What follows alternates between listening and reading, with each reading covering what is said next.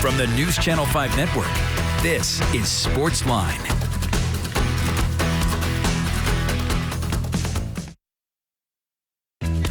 Good evening, Nashville. Welcome to SportsLine here on News Channel 5 Plus. I'm Jon Burton with you for the next hour.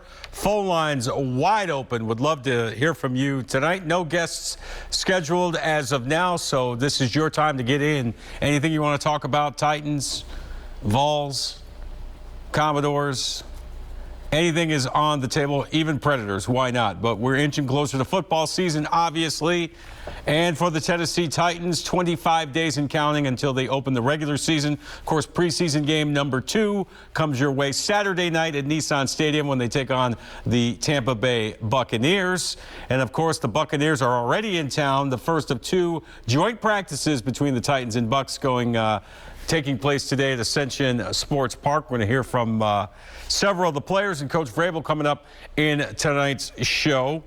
But we want to really get your take on things because a lot has happened since the last time we got together here on SportsLine. Of course, the Titans had their first preseason game, a loss to the Baltimore Ravens. That doesn't really matter, but several interesting things from that game, of course, and the story of that game was Malik Willis, the rookie quarterback out of Liberty. Got the start. Obviously, Ryan Tannehill sitting last week's game out. Malik Willis getting the start for the Titans at quarterback, the rookie out of Liberty, and showing some flashes of what he can do athletically, showing off his arm strength on a long 49-yard pass to Racey McMath. He scored the Titans' only touchdown of the night, a 7-yard run where he got out of trouble and used his mobility.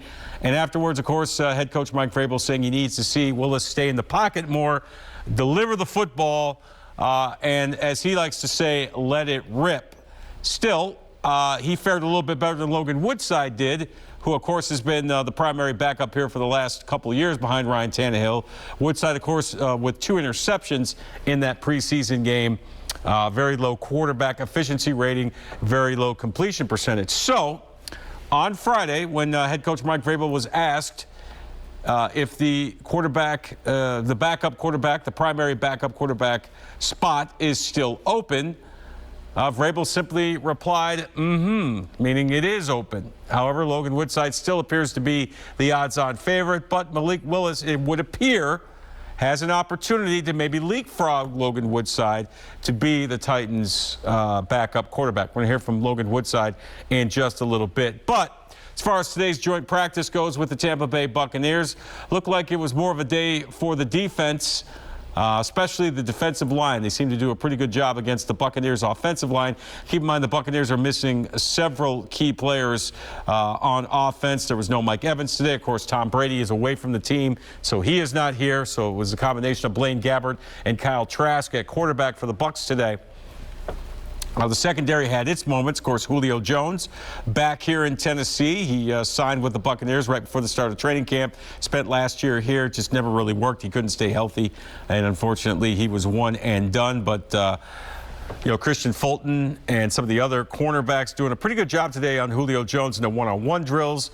So that was an exciting part of it. And, of course, in the team drills, Ryan Tannehill, who continues to have a very good camp, doing a nice job leading the Titans on their 2-minute drill. And getting them in position for a field goal. Malik Willis struggled a little bit. They changed some coverages on him as he went back to throw and kind of held on to the ball a little bit longer than probably he would have liked to or the coaching staff would have liked to. So all in all, an interesting day. No dust-ups, no fights, no brawls, none of that. It was just good, hard, clean competition, highly competitive, highly spirited today. But we mentioned that the Titans' defensive line with a pretty good day against the Bucs' offensive line. Jeffrey Simmons had a particularly good day, dominating at times whoever they put in front of him. Jeffrey Simmons, of course, looking for that new contract and certainly establishing himself as one of the best interior defensive linemen in all of football, coming off a monster season last year. Only figures if he stays healthy to get better this year as he seeks a new contract. So certainly you have a motivated Jeffrey Simmons in this year's training camp. So these two teams will go at it again tomorrow morning at Ascension St. Thomas Sports Park. And the one more day there. And then, of course, an off day on Friday before we reconvene with Saturday night's preseason game at Nissan Stadium, so we're certainly looking forward to that as we get another look at the Titans here in the preseason, getting ready for the regular season. Again, just 25 days away now until the Titans open the regular season against the New York Giants, September 11th at Nissan Stadium. That is a 3:25 kick here locally, so certainly the excitement for college and pro football season is growing. Of course, UT and Vandy will be starting up very soon as well. All right, we're going to hear from, let's play some sound. Let's play Mike Vrabel from today, head coach of the Tennessee Titans, who saw his team mostly stuck with the Titans offense today, whereas Todd Bowles, the head coach of the Buccaneers, stayed with his defense. And Vrabes and, of course, Todd Bowles have known each other for many years, and as we said, a very, very civil joint practice today between these two teams. No fights, no dust-ups, none of that kind of stuff going on, so we certainly like to see that. Here now is Mike Vrabel addressing the media after today's joint practice with the Tampa Bay Buccaneers. Mike, I'm not sure if you got to watch any of the defense today. How challenging is it when you've got maybe, Tom's not here today for them, so they're going up against Gabbert and Trask. How do you put a thumb on the scale when you look at what your defense did do today when you watch it on film? We can't control who's on the other side. We've never worried about that. It was great work. All we can do is focus on what the call is, what the technique is, what the execution looks like, and coach the action and not the result. It doesn't really matter who's on the other side. From what you saw, there's a lot happening today, Matt. What did you see? What did you like about what you saw? Well, I thought that we got off to a good start defensively on some of those one-on-ones. I thought we were challenging. I thought we were in tight coverage without fouling. Made some plays on the football. Todd wanted to spend time with the defense and our offense, so I went to the other side and was with our defense and their offense. So there were some good things I thought we did. We had a good string of third downs, but without looking at the tape, I just want to I thought that there were some competitive parts, and I think there's some things that obviously we're going to have to do a little better. Off the top of your head, how do you like what Tannehill and that first group did in the 2-minute? Yeah, that was encouraging, just being able to view that and see the operation. I thought, the protection was good. Great to see Hoop there getting us going early.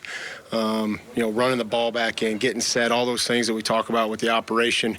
When time is critical, and then Randy, being able to step in there and make a kick. So, unfortunately, it wasn't good enough on defense.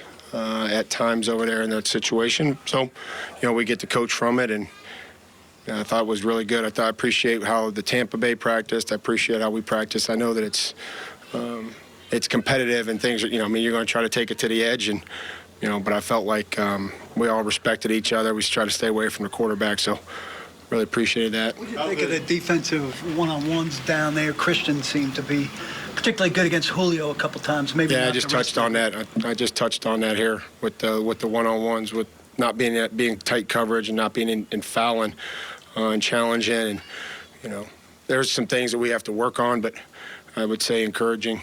Mike, what do you think of Caleb today?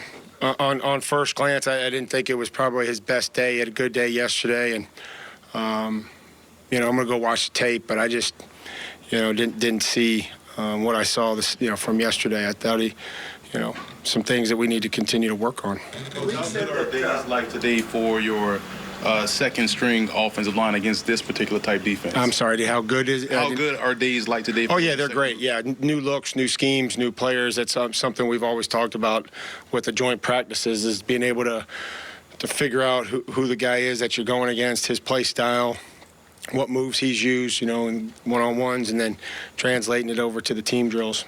Malik said that he felt himself holding the ball a little too long in the 2-minute because it was a look that he hadn't necessarily seen before. How much of a teaching tool can that be for him? Well, it's why we do these, and it's why we wanted him out there. And the look changes post-snap, and that's what good defenses do. And he'll have to see that, he'll have to recognize, and we'll have to just try to get him prepared for the next situation. What do you like about Lonnie? And good to see him have a pick right out of the gate today. Well, he's big, he's long, he's fast, he's been a physical player, so we like the opportunity to try to add him and coach him and see if he can define a role for himself on this football team and find a way to help us. With a lot of these, starters not in preseason games, you've got Big Jeff out there. He said, I want to come out and set the tone, and it feels like he did that. How beneficial is it just to continue these joint practices? Well, they're beneficial. If you can, agree to respect, the opponent and take care of each other. Nobody's out here trying to take any shots at each other. I get it. It gets competitive, and there's some barking and there's some emotions, and that's all part of this game. So we'll do these as long as that we can, handle it ourselves and find another team that's willing to do it the same way. Traylon lose out on some good chances there, and you think he'll be able to take advantage of them tomorrow? Anybody that doesn't take the full reps of practice would lose out on opportunities, whether that's any of the other guys that went in. So it's not one specific guy as it relates to time missed. Every practice rep and everything, every situation is critical. Mike Vrabel, head coach of the Titans, after today's joint practice number 1 with the Tampa Bay Buccaneers. You heard him mention at the end there about Treylon Burks. And during a one-on-one drill with the DB, made a beautiful diving one-handed catch.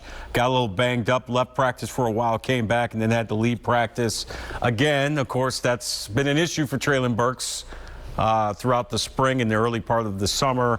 A lot of it having to do with his asthma and his conditioning. So certainly monitor his progress and see if he'll be available tomorrow to once again practice with the Buccaneers. All right, time for our first break. We come back.